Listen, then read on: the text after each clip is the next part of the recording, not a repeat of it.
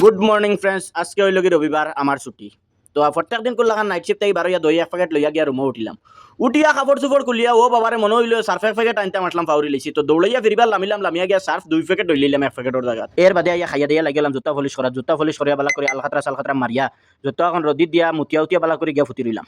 ঘুম থেকে উঠিয়া মনে হইল আইস তো একবার যাওয়া আছে, তো জলদি ভিজাইল কাপড় গুণ ধুইয়া দিলাম আর শুকাইল কাপড় গুণ লইয়া বারোই গেলাম ইস্তরি দেওয়াত গিয়া বেটারনো কাপড় গুণ সাবমিট করিয়া মনে হইল কিচ্ছু তো আবো খাইছি না, তোরা কিচ্ছু খাইয়াও আইয়া পাই বেটায় তো আবো ইস্তরি দেওয়া হবে স্টার্ট খতরা।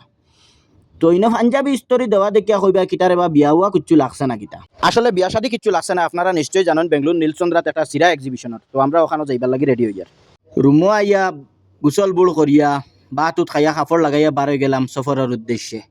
তো সফর স্টার্ট করলাম রবিবারকুর দিন। বেজান ট্রাফিক আসলো রাস্তাত, যাইতে যাইতে কট্টি টুটিত বেদনা হয়ে গেছে। এর বাদে আল্লাহ নিয়া যাইলা গন্তব্যস্থল। হিন গিয়া আঠিতে কোনো কুল কিনারা পাইয়ান না। এর বাদে দেখলাম মানুষ লাইন ধরিয়া উবাত। তো লাইন ধরিয়া উবাত দেখিয়া জানো তোরা পানি হইল, কইলাম লাইনের মুখ তো পাইমু।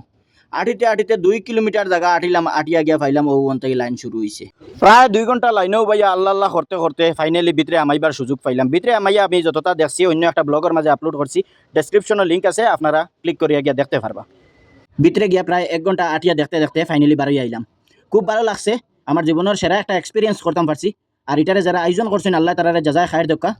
Thank you for watching. जाते हुए थोड़ा स्वीट लेके जाओ भाई, मुंह मीठा करो और सो जाओ।